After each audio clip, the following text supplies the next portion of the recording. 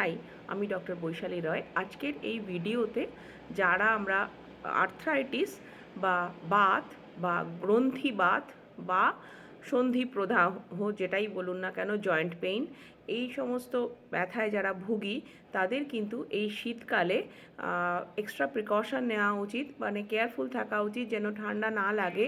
কেননা ঠান্ডা লাগলে কিন্তু এই বাতের ব্যথা বেশি অনুভূত হয়। হ্যাঁ, আর সেই কারণেই এই সময় নিজেকে চেষ্টা করবেন ওয়ার্ম রাখান, অর্থাৎ মানে উলেন্স পরে বা যেভাবেই হোক নিজেকে গরম রাখার, এবং খুব একটা ঠান্ডা ওয়েদারে যাবার আগে ইনাফ প্রিকশনস নিয়ে যাবেন। কেননা এই যে বাতের ব্যথা বা জয়েন্ট পেইন বা আর্থ্রাইটিস যাই বলুন না কেন, এই ব্যথা কিন্তু শীতকালে বা ঠান্ডা ওয়েদারে খুব বেশি বাড়তে পারে। এতটাই বাড়তে পারে যে হয়তো তখন ওষুধ ছাড়া চলাফেরা করা বা রোজকার জীবন চালানো কষ্টকর হয়ে পড়তে পারে। সেই কারণেই প্রিকশন নিলে কিন্তু সুবিধা হবে। Thank you.